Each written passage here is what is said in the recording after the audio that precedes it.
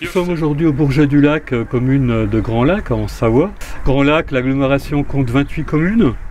Et malgré la situation d'urgence sanitaire du Covid-19, le premier tour a eu lieu. 5 communes auront un deuxième tour le 28 juin 2020.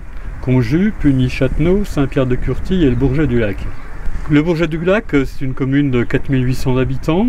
Au premier tour du 15 mars 2020, 3 listes se sont affrontées. Celle de la maire Marie-Pierre François, ensemble continuons à faire avancer le Bourget-du-Lac, qui a obtenu 30% des suffrages environ. Celle de Franck Bruissant, ex-7e adjoint, le Bourget c'est vous, qui a fait 23% des voix.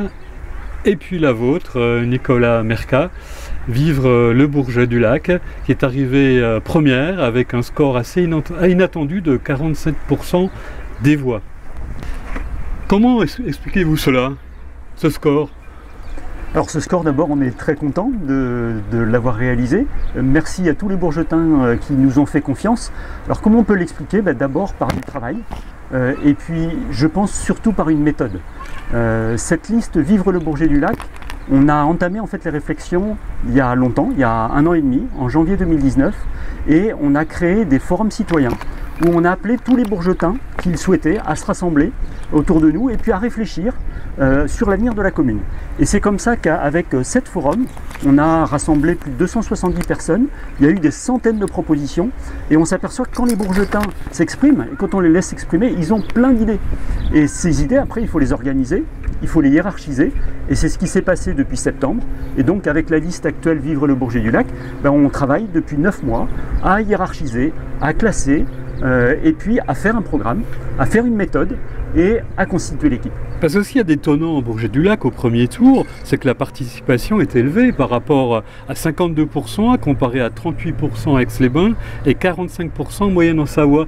Ça vient de quoi? C'est parce que la bataille est ardue? C'est parce que les gens en ont marre? Non, c'est pas une bataille, c'est juste que je pense honnêtement que on a créé de l'enthousiasme. On a fait beaucoup de rencontres conviviales, on a allumé les fours dans la commune pour inviter les gens à partager un apéro. On a fait beaucoup d'apéros de quartier, 17 apéros de quartier, et on a pris beaucoup de plaisir à faire ça. Et je pense que ça s'est ressenti dans le contact qu'on a pu avoir, cet enthousiasme, cette fraîcheur aussi, parce qu'on a beaucoup de candidats qui n'ont jamais été élus. On trouve dans votre liste, dans votre équipe, Édouard Simonian, qui était maire et battu en 2014 de quelques voix au municipal. Comment vous situez votre liste politiquement? Socialiste, de gauche, d'extrême gauche, citoyenne? Alors on aime toujours bien situer les gens. Oui, c'est la question du journaliste. C'est la question. Nous on préfère voir ce qui nous rassemble plutôt que ce qui nous divise. Alors clairement, on met pas nos convictions dans la poche. Et chacun, on a nos convictions, mais on a dans la liste des gens de droite, on a des gens de gauche, on a des écolos, c'est mon cas. Et on ne se dit pas ni de droite ni de gauche, et par respect pour l'ensemble des candidats de la liste, on n'a pas souhaité avoir d'étiquette. Vous vous situez plutôt écolo?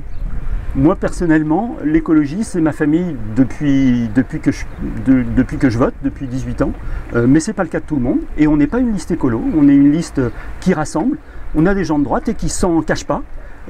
Et c'est très bien comme ça. Et justement, qu'est-ce qui vous différencie par rapport aux deux autres listes, notamment sur les points suivants, et j'allais dire l'environnement? Sur la question de l'environnement, ça c'est vraiment quand même un thème qui nous est vraiment cher.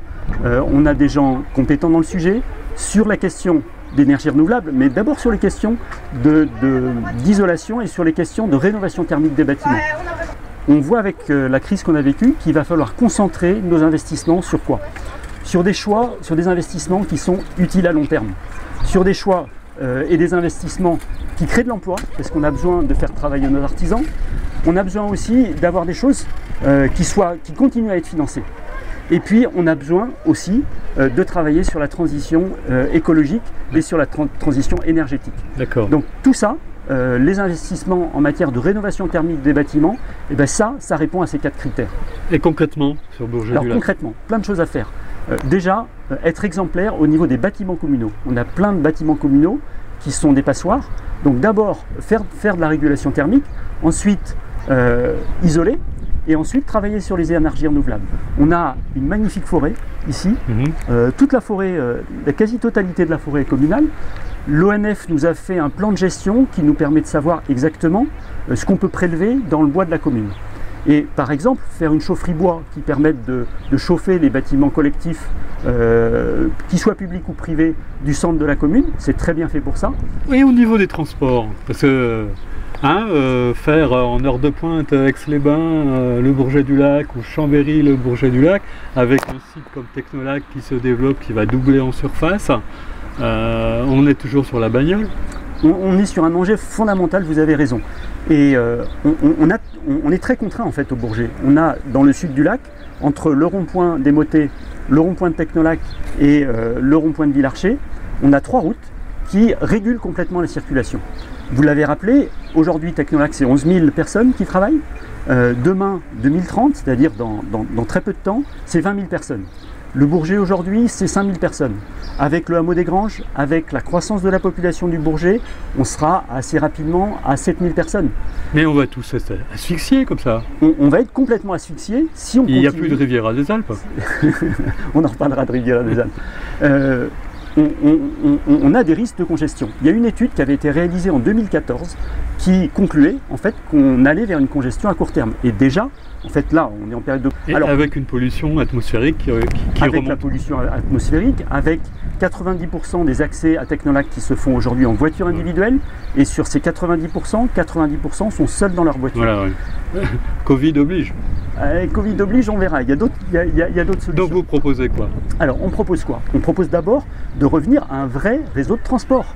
On a une liaison vers Chambéry qui est de qualité aujourd'hui jusqu'à Technolac, mais qui a été arrêtée en 2016 à Technolac. Oui. Et aujourd'hui, pour desservir la plage, pour desservir le Bourget-du-Lac, on n'a plus de bus direct pour aller à Chambéry. Ça veut dire qu'on a perdu toutes les personnes qui allaient travailler à Chambéry. On a beaucoup de gens qui travaillent à l'hôpital, par exemple, qui aujourd'hui ont repris la voiture. On a beaucoup de personnes âgées qui, le samedi matin, aimaient aller faire leur marché à Chambéry, qu'on a perdu. Donc on a perdu énormément de fréquentation avec l'arrêt des bus à Technolac. Deuxième chose, au niveau de Grand Lac, on avait avant une ligne directe entre Aix-les-Bains et Technolac. C'était pas grand-chose, mais... C'était pas grand-chose, mais elle marchait bien, elle fonctionnait bien et elle permettait d'avoir une liaison directe et rapide avec Technolac. Elle a été supprimée en début de mandat et aujourd'hui, les gens ont repris leur voiture. Parce que si on compare les deux services de transport collectif, Grand Lac et Grand Chambéry, on se rend compte que par habitant, celui de Chambéry est 4 fois plus efficace que celui de Grand Lac. C'est ça, c'est les chiffres. C'est les chiffres. Alors, on a quand même une différence de taille d'agglomération qui... Je dis par habitant. Oui, par habitant. On a une taille d'agglomération qui fait que c'est plus difficile à organiser parce qu'on a un habitat qui est plus diffus. Mais on a plein de choses à faire sur les transports en commun et surtout, il fallait commencer par pas voter une réduction de 40% du budget de transport en début de mandat. Alors, on a un versement de transport. Le versement de transport, c'est ce que payent les entreprises de plus de 10 salariés, les entreprises, les employeurs de plus de 10 salariés, et qui permet de financer une partie des transports en commun. Oui, parce que la billetterie, c'est que 20% à peu près. Tout à fait, c'est 20%. Donc, Chambéry, c'est 1,85% de la masse salariale, et Grand Lac, c'est 0,6%. Qui pourrait passer à 0,8% sans problème. Sans problème. Il faut arrêter de penser que les transports en commun, ça n'est qu'un coût. C'est un coût, mais c'est une économie pour tout le monde. C'est une économie pour tous les individus. C'est-à-dire que tout l'argent qu'on met dans les transports en commun, c'est l'argent qu'on réinjecte en pouvoir d'achat auprès des salariés du territoire.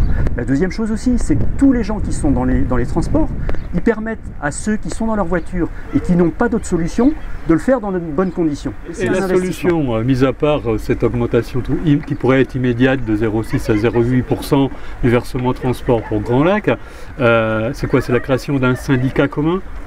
Alors, première chose, ça va être quand même de remettre en place les lignes. Le syndicat mixte avec Chambéry, il faut absolument qu'on l'envisage. Il y a 3 scénarios possibles. Il y a un scénario relativement simple et qui ne demande même pas de faire un syndicat mixte, qui est de déjà reprendre des conventions avec Chambéry pour la gestion des lignes. Et on peut échanger des kilomètres entre nos deux réseaux. Par exemple, nous, on peut demander des kilomètres à Chambéry pour aller jusqu'à la plage, mais Vauglan pourrait très bien demander avec Grand Lac des kilomètres jusqu'à Maison Brûlée pour rejoindre Chambéry-le-Haut. Donc on a vraiment la possibilité de faire des échanges et de mieux échanger. Après, l'étape d'après, qui pourrait être celle d'un syndicat mixte, c'est de déjà avoir une lisibilité unique entre les deux réseaux pour ce qui est de la billettique, pour ce qui est des abonnements, pour ce qui est du fonctionnement quotidien, pour ce qui est des horaires, et qui permettrait d'avoir en fait une bonne visibilité pour l'usager. D'accord. Juste un petit point, Oui. si on veut aller aujourd'hui du Bourget-du-Lac à Chambéry, il faut avoir 4 fiches horaires. En matière de transport, il y a une autre chose à faire, Oui. qu'on a vraiment poussé en commission transport de Grand Lac et qui a été entendu, et là on est très content, c'est le vélo assistance électrique. Ah, c'est le vélo assistance. C'est le vélo et le vélo assistance électrique. Oui. Il faut voir qu'avec l'aide à l'achat de vélo assistance électrique qui a été mise en place l'année dernière, il y a eu plus de 900 aides qui ont été mises en place. Ça veut dire qu'en un an, on a triplé les vélos à assistance électrique achetés par habitant par rapport à la moyenne nationale. Oui. Mais enfin bon, ça c'est bien, je veux dire, mais quand on compare la part modale du vélo, Aix-les-Bains c'est 1%, 1%, c'est ça. 1%, Chambéry, Annecy c'est 7%, C'est ça, tout à fait. Grenoble c'est 20%, Oui, on n'en est pas tout à fait, mais pas loin. Pas loin sur le domicile de travail. pas loin de 20%. Il y a des efforts à faire et en gros pour une bonne politique cyclable, avec 20 € par an et par habitant, on fait une très bonne politique cyclable. Oui, c'est Et pas il faut cher, les mettre. Il faut les mettre, c'est-à-dire que ça représente 1,2 million. On met 6 millions d'euros dans les transports. On est Oui, tout à fait c'est moins capable. cher que des ronds-points. Hein. C'est beaucoup moins cher que des ronds-points. Donc il faut absolument, je pense, que Grand Lac acquiert des compétences sur l'aménagement de voirie et qui permettent de prendre en charge pas seulement les aménagements cyclables intercommunaux, mais aussi les aménagements communaux qui ont vraiment une vocation Grand Lac, une vocation intercommunale. Donc une vraie stratégie, un vrai plan d'ensemble. Tout à Pas fait. des petits bouts quoi. C'est ça, il faut surtout des Pas continuités. des coups de peinture. Des continuités. Le matin à 6h30, prendre Le la long piste du cyclable lac, des bords ouais. du lac, mais c'est un vrai Oui, plaisir. oui, bien Et sûr. je pense que les gens s'en rendent compte. Je prends mon vélo tous les matins pour aller au boulot à Chambéry. Il y a de plus en plus de monde, mais c'est des centaines de personnes, il faut s'en rendre compte. Oui, oui. Mais c'est un bonheur, Oui. c'est un bonheur.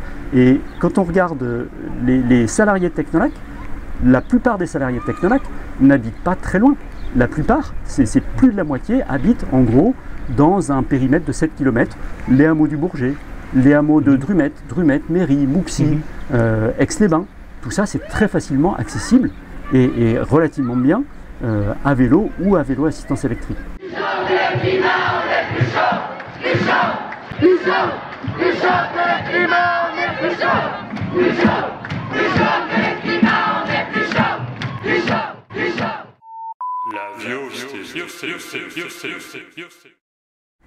Pour en venir à un autre sujet, l'urbanisme, parce que là, on voit au Bourget-du-Lac des projets immobiliers qui poussent d'un seul coup là. C'est quoi ça? Ouais, ça, c'est un... Vous allez, parce que jusqu'à présent, le Bourget était, vous voyez pas trop de béton. Eh ouais, C'est fini, ça. C'est un vrai problème. On a eu 6 ans d'un urbanisme qu'on pourrait qualifier d'un urbanisme à la petite semaine, où on a des terrains, et puis ici, l'Orée du Lac, avec des immeubles qui poussent, sans avoir du tout anticipé sur l'organisation de l'espace autour, notamment les accès. On commence à coincer déjà le matin sur l'échangeur nord de la commune. Avec les logements qui vont arriver, ça va être pas possible.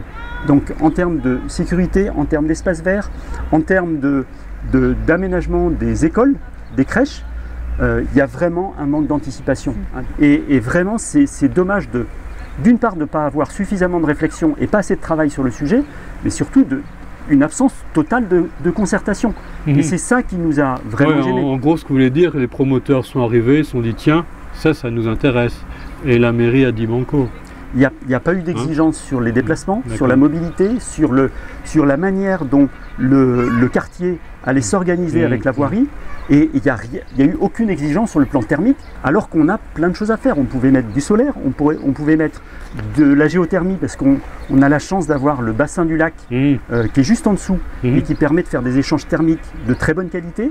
On a également tout le tunnel des eaux usées, qui en hiver en fait amène des eaux usées qui sont à 15 degrés et qui permettraient de récupérer de l'énergie dans les eaux usées qui sont au pied des constructions.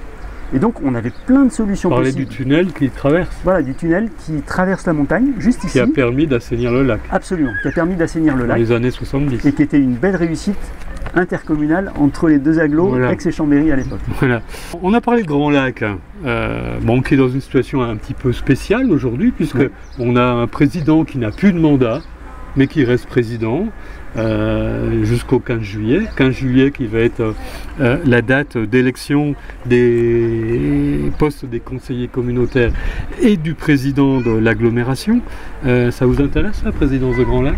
Ah, pas du tout, non, Pas du j'aurais tout. déjà suffisamment de boulot en tant que maire, donc présidence de Grand Lac, non. Et même au niveau des vice-présidences, je ne sais pas, mais on a une personne qui est très qualifiée pour, c'est Édouard Simonian. Grand Lac, ça fait un moment que ça végète avec une présidence de droite pilotée par la ville-centre, Aix-les-Bains. Est-ce que les autres communes, les 27 autres communes, n'ont pas envie d'autre chose? Alors je pense qu'on a surtout envie, au-delà des hommes, c'est d'avoir un vrai projet politique de territoire. Et avant de parler des hommes, ce qui nous intéresse, c'est quel projet on a ensemble. L'agglomération, elle est là pour apporter des nouveaux services à la population, peut-être moins chers et plus efficaces, mais quel est notre projet de territoire? Et je le dis de manière très libre, je pense que au futur président de l'agglomération, quel qu'il soit, quel est notre projet commun de territoire? L'année dernière, en mars 2019, j'ai eu l'occasion de faire plusieurs reportages Oui. sur des problèmes de pollution au plomb, de saturnisme dans 2 familles, au hameau des 800. Tout à fait. On en est où aujourd'hui? Alors, apparemment, c'est sous contrôle. Ça a été quand même une surprise parce qu'on a un réseau d'eau potable qui était un réseau municipal, plutôt bien géré, géré en régie avec les services techniques de l'agglomération de Chambéry, Ouais. qui marchait bien, qui était peu cher. On a eu des pollutions au plomb accidentelles, mais globalement, on a un réseau sur la commune qui est bien géré, qui a un taux de fuite qui est faible. On avait un diagnostic complet du réseau qui a été fait. Alors là maintenant, c'est Grand Lac qui a pris la compétence de l'eau, ce qui va d'ailleurs nous valoir une augmentation de l'eau. Oui, c'est un gros souci, ça. Parce que tout le monde n'a pas géré de la même façon Sa la qualité de distribution. son réseau. Ouais. Et ça, c'est un problème. S'il y a un point qu'on souhaite dans la gestion de l'eau, c'est surtout qu'on reste en régie. Parce que dans des investissements qui sont lourds sur l'eau, on a besoin d'investissements lourds, je pense que c'est vraiment le rôle de la collectivité de le faire. Et on a une régie qui est très bien gérée à Chambéry. Est-ce qu'il faut une régie commune entre Aix-les-Bains et Chambéry? Pourquoi pas, peut-être qu'il faut l'imaginer. Mais dans tous les cas, je pense qu'il nous faut une régie publique pour pouvoir maximiser les investissements qu'on fera sur notre réseau. À votre avis, est-ce que ce premier tour aurait dû ne pas avoir lieu? Non, là, honnêtement, je suis incompétent pour répondre. Ouais. Il a eu lieu, plutôt dans de bonnes conditions. Ouais. Ça s'est fait plutôt bien.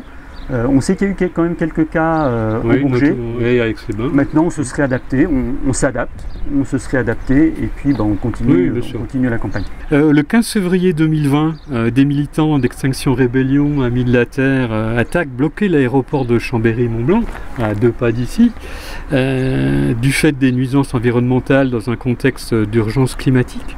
Quel est votre avis sur cette action? On n'a pas d'avis du groupe parce que ce n'est pas dans la compétence de la commune. Alors il y a des choses sur lesquelles on se retrouve au sein de la liste sur la question de l'aéroport. C'est que la délégation privée de gestion de l'aéroport de Chambéry, comme Saint-Exupéry, comme les autres aéroports de Rhône-Alpes, ça a été attaqué par la Cour des comptes. On a en fait un exploitant qui a versé 120% des dividendes de l'année 2019 à ses actionnaires. Est-ce que c'est un bon mode de gestion? Quand on sait gérer une entreprise, on en donne une partie aux salariés, on en donne une partie aux actionnaires et on en garde pour investir. Et quand il a fallu investir justement pour les mesures de protection, pour les mesures aussi liées au Brexit, qui a investi? C'est le conseil départemental et ce n'est pas l'opérateur privé. Donc à un moment donné, il faut arrêter de vouloir le beurre et l'argent du beurre. Donc sur le mode de gestion, on n'est pas d'accord. Maintenant sur le fond, de l'utilité de l'aéroport. Là, c'est un avis personnel, c'est pas l'avis du groupe, il n'est pas forcément partagé. C'est que ça pèse très peu dans l'économie touristique du département. En gros, les accès en avion aux stations des Alpes, c'est de l'ordre de 2% du trafic. 2% du trafic, sachant que au moment où l'aéroport du Bourget est en pointe, est-ce qu'il faut que le département, est-ce qu'il faut que nous, nos impôts, aillent dans la concurrence de l'avion au rail? Moi, ça me semble pas, me semble pas le bon sujet. D'accord. La deuxième chose, c'est que est-ce qu'il faut que notre département et que donc notre argent s'engage dans l'accès, de faciliter l'accès à faible coût pour des populations lointaines, pour des Russes. Qui reprennent l'hélico pour la course cheval, alors qu'il y a plein de gamins de Chambéry qui sont jamais allés au ski. Donc vous seriez plutôt pour une baisse du trafic de cet aéroport. À minima, il faudrait avoir des vrais coûts. C'est-à-dire qu'il faudrait transférer aux passagers le coût réel. Dernière question. On passe du Bourget-du-Lac au Bauges. Pourquoi pas? Parce que le syndicat des stations des Bauges, c'est bien un satellite des deux agglos, Grand Chambéry et Grand Lac. Peut-être que dans l'avenir, vous pourriez être conseiller, présent au sein de cette structure. Pourquoi pas? On ne sait pas. Qu'est-ce que vous pensez du projet de retenue d'eau de 25 000 m3 et de canon à neige à la FECLA? C'est une absurdité. Il faut changer 4 millions d'euros. Hein, on a bien mieux à faire avec cet argent-là. C'est une absurdité. On sait que déjà, d'un point de vue technique, pour faire de la neige de culture, il faut de l'eau et il faut du froid. Aujourd'hui, on a des hivers qui sont de moins en moins froids, on le sait, et ça va continuer. Donc pourquoi aller investir dans des canons à neige à 1500 mètres, alors qu'il faut au contraire réfléchir sur quelle transition on veut pour les Bauges. Surtout que vous parliez de l'eau, mais on va la chercher à plus de 200 mètres de profondeur dans un système... dans un relief karstique, on est dans un relief calcaire qui est absolument pas fait pour ça. Un écosystème très fragile. Ouais. Donc contre. Ah ben absolument contre, absolument contre. Il faut par contre qu'on réinvente le tourisme hiver. Donc le deuxième tour là approche. Vous sentez ça comment? On est serein, on est tranquille, on a super bossé, on a une équipe en or, on s'est fait plaisir pendant cette campagne. Et ben maintenant on est prêt et on pense que le temps est là pour changer le mode de fonctionnement d'une commune et d'une intercommunalité. Donc allons-y. Bon, merci pour vos questions.